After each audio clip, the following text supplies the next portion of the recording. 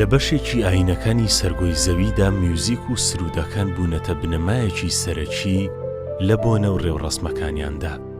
میوزیک و سرودەکان پتر هاوکار بوون تا باری معنەوی و ڕۆحی گوێگرانی بەرز بکرێتەوە.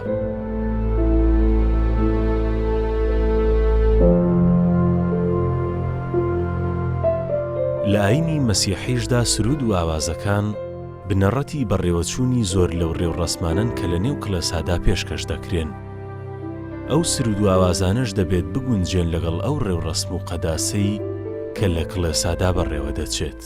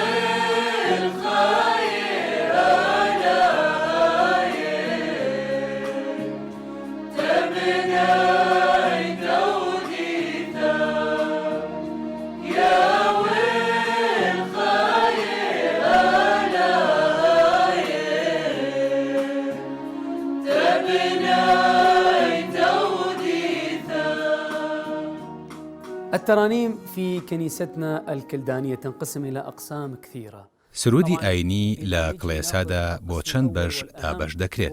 بەشە گرنگەکەی ئاوازەکانی پەیوەستە بە ڕێوڕەسمە تایبەتیەکانی نێو کڵێسا کە لەلایەن قەشەکانی کۆن بە تایبەتیش مار ئەفرام ئەلسریانی و هەروەها قەشەی دیکە گوتراون. ئاوازەکانی ڕێوڕەسمە تایبەتیەکانی نێو کڵێسا لەلایەن ئاباکانی کڵێسا نووسراون. وشە و هۆنراوەی ئەم ئاوازانەش بە شێوەیەکدا دەنرێن کە لەگەڵ قەداس و ڕێوڕەسمە تایبەتیەکانی کڵێسا بگونجێن. ئەگەر هات و سوود لە سرودە کۆنەکان وەربگرین بۆ ئاوازەکانی کڵێسا، ئەوا تێبینی دەکەین کە لە ڕووی ئاواز و وشە و هۆنراوە زۆر خۆش و پڕواتان. بەڵام بەرهەمەکانی ئێستا لە ڕووی ئاستەوە ئەستەما بگەن بە ئەوانەی پێشتر دەنووسران و پێشکەش دەکرێن. ئێمە لە جۆخەی کڵێسای ماریۆسف لە عینکاوە هەوڵ دەدەین بە پێی جیاوازی و شێوەکانی قەداسەکان سرود و مەقامەکان ئامادە بکەین و بیڵێینەوە. ئێستا هەندێک ڕیتم و ئامێری نوێ هاتوونەتە ناو گروپەکان و گۆڕانکاریان دروست کردووە، بە تایبەتیش لە ئاوازەکان. بەڵام دەبێ ئەوەش بزانین کە ئەو ئاواز و بەرهەمانەی کە لە نێو کڵێسادا پێشکەش دەکرێن جیاوازن لەوانەی لە نێو ڕێوڕەسمەکان یان لە فیستیڤاڵەکاندا پێشکەش دەکرێن. بەگشتی ئاوازەکان بە پێی سەردەمەکە و کات لەلایەک و هەروەها لەلایەکی دیکەشەوە بە پێی بۆنەکە ئامادە دەکرێن و دەوترێن.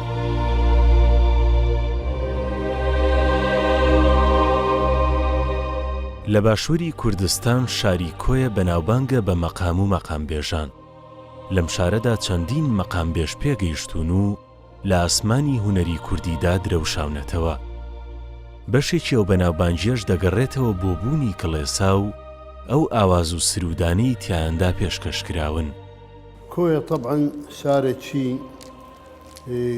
کۆنی کوردەواریە کە زۆر بەناوبانگە لە هونەرمەندان، لە مەقامبێژان، لە شاعیران، لە نووسەران ناوی دەرکردووە لە کوردستان.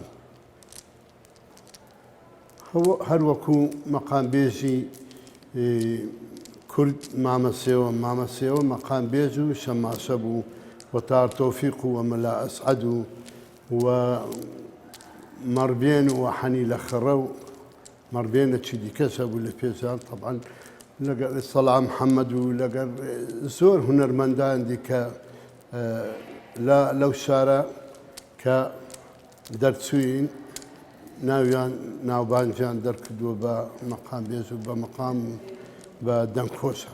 ئەمن هەر لە منداریەوە فێری مەقامات بووین لە تەراتیلی دینی کەنیسەی کۆیە کە مەجموعە شەماشەک هەبوو لە کۆیە، هەروەکو مامەسێوە و خواجاوڕەها و شعیە مەڕبێن و وإبراهيمي خو وكاكرسو وبنة وسماس حنكة وسماس السمعون أو مجموعة سماسانة لكنيسي كالروزاني الجمعي آلام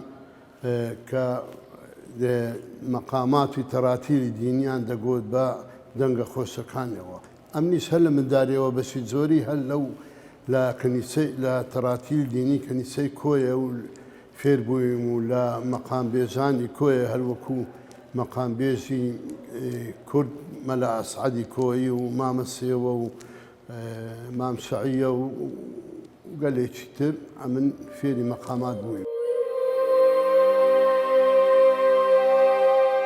یەکێک لەو مەقامبێژانەی شاری کۆیە کە لە کڵێساوە پەروەردەکراوە و دواتر ناوبانگێکی گەورەی بەدەستێناوە شەمماشە سڵێوە یەڵدا ناسراو بە سێوە بووە. مەقامبێژ سێوە لە ساڵی 1992 لە شاری کۆیە لەدایک بووە و لە ساڵی 1963 و لە تەمەنی 73 ساڵیدا کۆچی دوایی کردووە. سێوەیەکە لە هونەرمەندە بەتواناکانی گەلەکەمان لە شاری کۆیە لەدایک بووە و هەروەها با بڵێن کاتێکە لە شاری کۆیە لەدایک بووە لەگەڵ دەوری بەری خۆی تێکەڵ بووە و سەردانی کڵێسەی کردووە.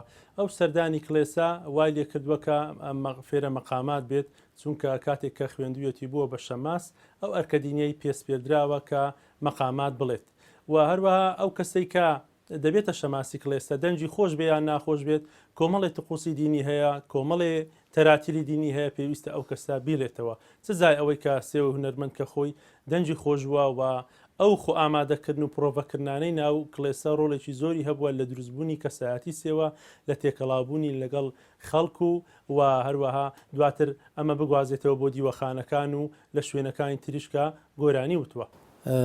مام سێوە شەماشە بوو پێشەموو لە کەنیسە ئیشیە کرد و لە لای قەشەی ئەوێ کە یارمەتیە و لە شەماشەشە لە تەراتیلەکانە شتی ئەو دەنگی خۆش بوو و کە هاتە دەرەوەی کەنیسەش کە گۆرانی ئەوت ئێمە ملاحەزاکەین کەوا دەنگەکەی لە دەرەوەی کەنیسە ئەچووە سەر ئەلحانەکانی کەنیسە و لە کەنیسەش کە ئەو تەراتیلانەی ئەیوت تەماشاکەی بۆن و هینێکی دەرەوەی لێوە هات وەکو بڵێن لە گۆرانێکی فۆلکلۆری یا گۆرانێکەوە خۆی ئەویست عینەن تابۆ عینەن ڕەسەنایەتی ئەوی دەرەکەوە لەبەر ئەوەیەکەوە مۆسیقا لە کللتوری ئەو شوێنە دوور ناکەوێتەوە ئەگەر دینی بێ ئەگەر ئەلمانی بێ ئەگەر هەر شتێک بێت ئەو ئاوازە ڕتمی خۆی وەرەگرێ و لەو کللتورە دەرناچێت. لە کۆیە طبعاً ئەو دەمای دیوەخانی ئاغا وەکو دیوەخانی مەلا حەوێز و کاکە زیاد و ئەختەر و ئەمیناغای ئەختەری و گەلێ زۆر دیوەخانان هەبوو کە مامەسەوە لەگەر هونەرمەندی بەتوانە مەلا ئەسعەد و کە شەوێ لەوێ مەقاماتیان دەگوت و لەو دیوەخانانە.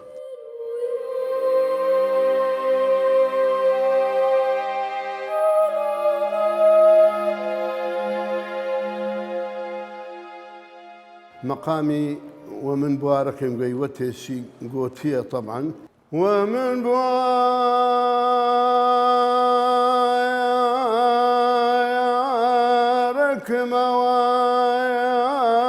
قيوتي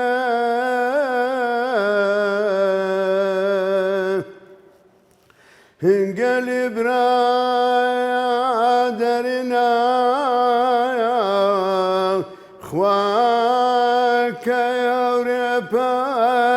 زلكات من ددر دورانا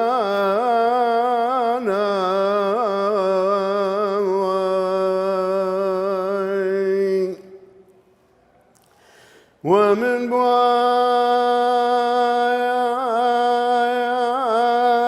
موايا قيوتي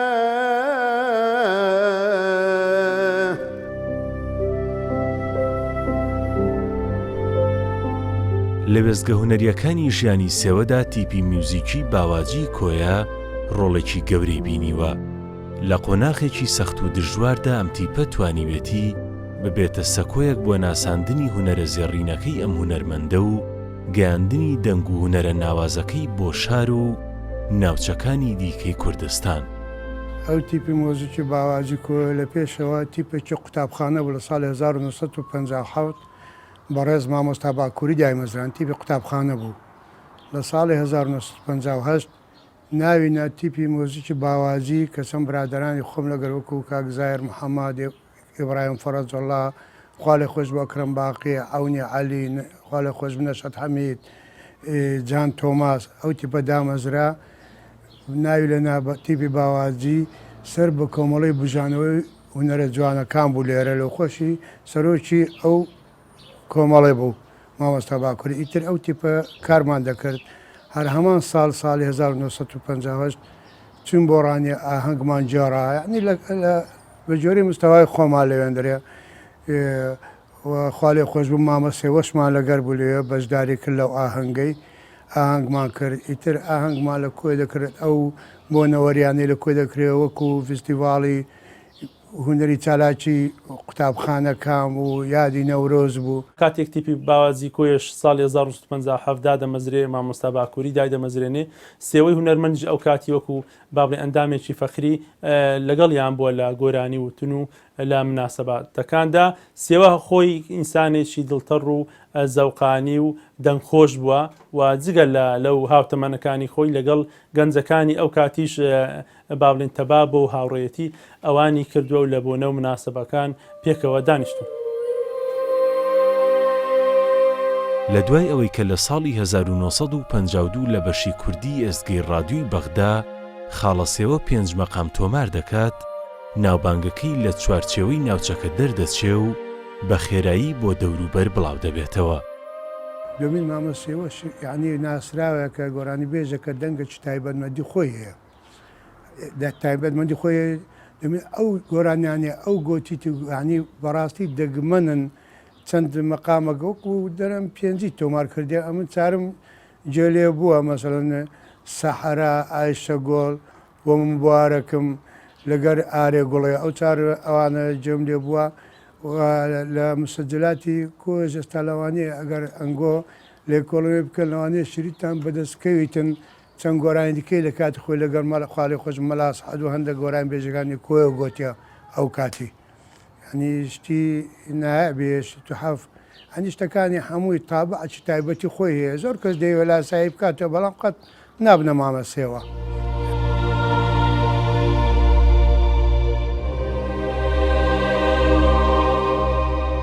وێڕای ئەوەی سێوە تەنیا 5 مەقامی تۆمار کرد، بەڵام ئەم ژمارە کەمەش بوونەتە هۆی ئەوەی هونەرە بەرزەکەی خاڵەسێوە بناسرێت. سێوەی هونەرمەند کاتێکە لە کۆیە بووە ڕێز و تەقدیری زۆر گیراوە لەلایەن خەڵکی شاری کۆیە لە بۆنە و مناسەبەکان، بە تایبەتی لە نەورۆزی ساڵی 1945 کاتێککە بەشداری ئاهەنگانی کردووە ئەو کاتە زیاتر دەنجی ناسراوە، خەڵک زیاتریان خۆشویستووە، واتە لە چوارچێوەی کڵێسا و دیوەخان هاتۆتە دەرێ، هاتۆتە ناو جمهور و لە ناو خەڵک گۆرانی وتووە. کاتێکیشکە چەند گۆرانێکی تۆمار کرد زیاتر ناسرا و ساڵی 1957 کاتێککە لە کۆیە و سلێمانی و هەولێر و با بڵێن کۆمەڵی گۆرانی ود بە بۆ خەڵک ئەوەندەی تر لە لای خەڵک ناسرا.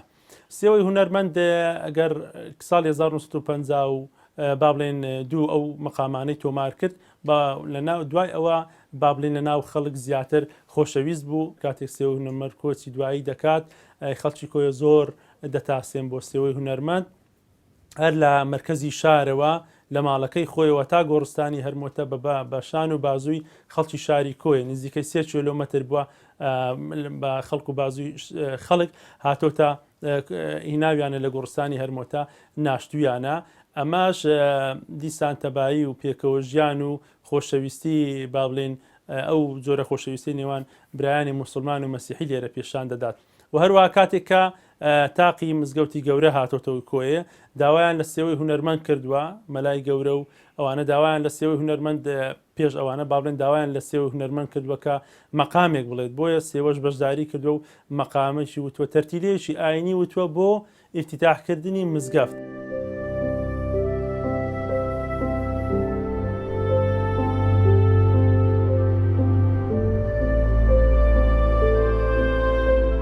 بەپێی ڕایپسپۆڕان هەریەک لەم مەقامانە بۆ خۆیان گەنجینەیەکی زێڕینن لە نێوهونەری کوردیدا. سێوە دەنجێ لە نەغمەی بولبول و لە هاژەی قەڵبەز و لە سروەی دەمبەیان، دەنجێ لە خوڕەی جۆگەلەی شەتا و لە قاسپە قاسپی کەو، دەنجێ لە وەتەری کەمان و لە سۆزی شمشاڵ و لە ناڵەی نەی، چەند غەریبە ئەوەل سەحەرا چەند بە جۆشن شەنگ مێرەم و ئارێ گورێ، لە سەحەری بەیاندا گوێ لە سەحەرە بگرە و ئاواز و دەنگە پڕجۆش و خۆشەکەی وەک پۆلێ چۆلەکەی برسی بە چێلگەی خەیاڵت دەنیشتنەوە، لەگەڵ شەفەقی بەیاندا کە بای بسکان دەبزوێ و سروشت پێ دەکەنێ، لە کاتێکدا دار و درەخت و ئاسمان و زەوی شاگەشکەنە، لەگەڵ گزینجی بەیاندا کە گوڵ تازە دەمی کردوتەوە و زەردەخەنەی گرتووە، کانی قاقای پێکەنینی دەبزوێنێ، چۆلەکە و تەیر و توار هەمووی تێگرا دەجریوێن و سەما دەکەن، پەپ و لە بۆنی نەسیمی گوڵ دەیبات و دەیهێنێ.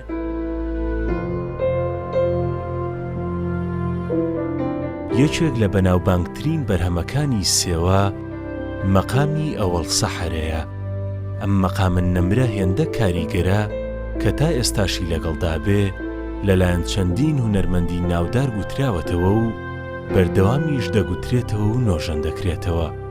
مامەسەوە طبعا چەندین مەقاماتی گۆتیە لەگەر هونەرمەندی بەتوانە مەلا ئەسعەد، هەروەکو مەقامی عەجەم ئەوە سەحەرا، مەقامی ئایشەگوور بەیات و مەقامی ئارێ گورێ و حجاز و مەقامی ئای کە بەیاتە و کە ئەوان پێدرێن ئای ئەو لە خۆی بەیاتە. ئەوە سەحەرا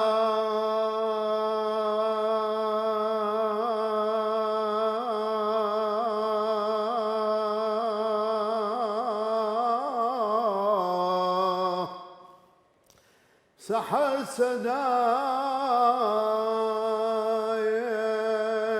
منی غەریبە ماری وەزنی وەرجێژم ئەگەر فەقێیان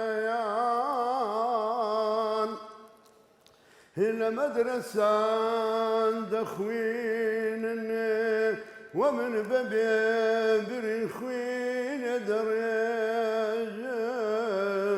ئەمە کە باز لە سێوە دەکەین بزانین سێوە ئەو بەهرەیەی ئەو گۆرانیان لەکوێ فێر بۆ دەبی، ئەمە لەوە دەست پێ بکەین کە لە دیوەخانی ئەمیناغای ئەختەر کە پوتێ و مەڕبێن دوو کەسی مەسیحی بووین کە گۆرانیان وتووە و مەقامیان وتووە، و هەروەها با بڵێن پوتە کە مامی سێوە بۆ ئەویژێ کە لە مەقام بێژە بەتواناکان، بەڵام ئەو کاتی تۆمارکردن نەبووە و پێیان وایە کە سێوە ئەم تەقلیدی ئەوانی کردوتەوە هەم لەوان فێرە مەقاماتی ئەو مەقاماتانە بووە، بەڵام مەقامەکان با بڵێن بە تایبەتی قومشەپیر کە ئاوازێکی کلێسەیە هێناویانە و ئاوێتیان کردووە لەگەڵ با بڵێن شعری کوردی و ئەو مەقامەی لێ پێک هاتووە.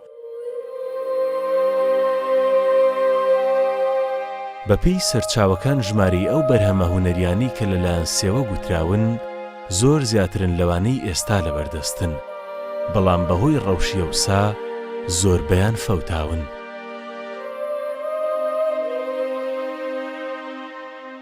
مامۆستا کەریم شارەزا لە کتێبەکەی خۆیدا نزیکەی 28 مەقام دیاری دەکات کە سێوە هونەرمەند لە مناسەبەکان وتویانە، بەڵام کاتێک سێوە هونەرمەند ساڵی 1952 دەچێتە بەغدا 5 مەقام تۆمار دەکات، دواتر یەک لە مەقامەکانی لە کار دەکەوێت قەوانەکەی 4 مەقامی دەمینێتەوە، ئەوانە تۆمار دەکات دەنگ و سەدایەکی زۆر لە ناو خەڵک دەنێتەوە، بەڵام ئەوکانی تر بواری بۆ نەبووەکە تۆماری بکات. سێوەی هونەرمەند لە تەمەنی 61 ساڵی ئەو مەقامانەی تۆمار کردووە، 4 مەقامی تۆمار کردووە.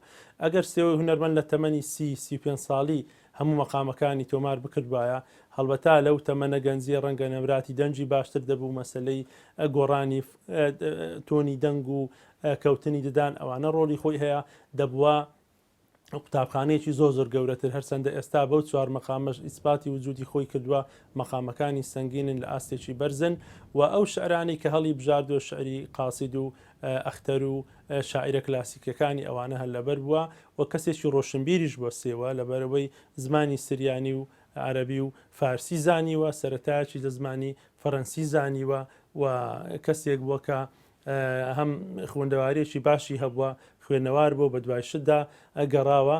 جارێکتر سێوەیەشتر قەت پێیان نابی تۆ لە ناو کورد مەقام بێژێکی ڕەسەنی وەکو سێوەی لە ناو کورد قەت باوەڕ ناکەم پێیابیتەوە. ئەو کەسە ئەگەر خۆزگە و بە پیری ئەو چوار مەقامی گوتیا خۆزگە بتاندی باە کە ئەو دەنگە داهات سەر سوڵدەما یاڕەبی دەگو ئەو قورگە چییە و چۆن ئەو دەنگە لەکوێ دێتە دەرێ ئەو کەسایەتە. دوای ئەوەش کە زۆر کەم لەگەر مۆسیقا ژیا بووە لە ژیانی بەڵام قەت نەغەڵەتەکی دەکرد نە شازێکی دەکرد نە لە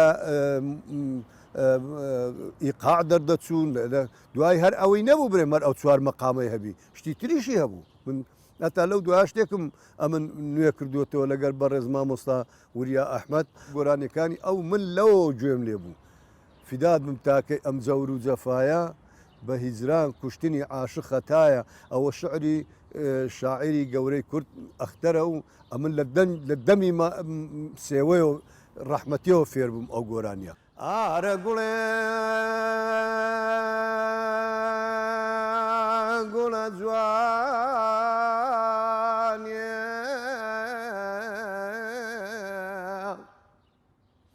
سێنگ سپێ مەمک فنجانێ داك حدودي بابشا سيواني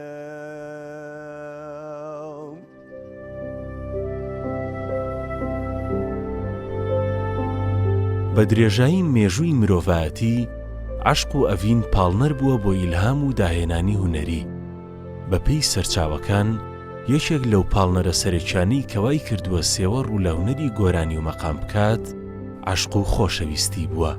طبعا سێوەی هونەرمەند کاتێک تەمەنی 12 ساڵ دەبێت باوکی دەمرێت لەو تەمەنێ مێرمنداڵی خۆی شان دەداتە بەر ئیش و کار و کاری جۆڵایی دەکات لە لای کەسێک کە بە ناوی یوسف دەبێت کاری جۆڵایی دەکات وا ڕێک دەکەوێت کە حەز لە کچەکەی دەکات کچەکە ناوی وارێ دەبێت بەڵام دواتر ئەو نایدات بە سێوە دەیدات بە کەسێکی تر بۆیە سێوە زۆر تەسیری لێ دەکات و ڕوو دەکاتە گۆرانی وتن و خەم و ئازارێکی زۆری پێ دەخوات دواتر بە نابەدڵی ژنێکی تر دێنێت بەڵام وارێ دوای ساڵێکیش تووشی نەخۆشیەک دەبێت دەمرێت و ئەمە تا کۆتایی تەمەنی با بڵێن هەمهێزی پێبەخشیەوە بۆ مەقاموتن و عیشقێک بووە کە ناخی ئەوی داگیر کردووە چونکە لە تەمەنی مەیلە و پیریش بووە کاتێکە لە مناسبەیەک شتێکیان لێپرسیوە هەر گریا و توێتی من بۆ خۆشەویستەکەی خۆم دەگریم واتەوە وارێ کاتێکە لە تەمەنی مێرمنداڵی ئەو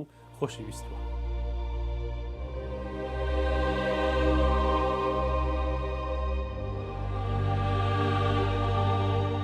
هونەرمەند سێوە نەک تەنیا بووەتە ئیلهامێک بۆ هونەرمەندان تەنانەت بووەتە هەوێنی دامەزراندنی گروپی میوزیکیش.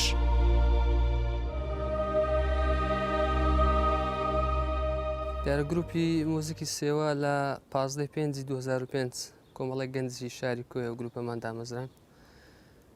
مەبەست لە ناونانی گروپەکە لە سێوە لە تعبیرکردن بوو لە گەورەی و لە ناوی هونەرمەندی مەقام بێژی گەورەی کورد مامە سێوە لەبەر ئەوە ئەو گروپەمان نا سێوە لەبەر ئەوە بوو کە چونکە ئەو هونەرمەندە خەڵکی شاری کۆیش بۆ ئێمەش خەڵکی شاری کۆی بن زیاتر بۆیە ئەو ناوەمان لێنا وە لە زۆربەی ئەو کۆنسێرتانەکە کردی شمان ئێمە لانی کەم یەک لە مەقامەکانی مامە سێوە بە مۆسیقای نوێەوە کاری مۆسیقای نوێمە بوو کردووە و پێشکەشمان کردوەوە.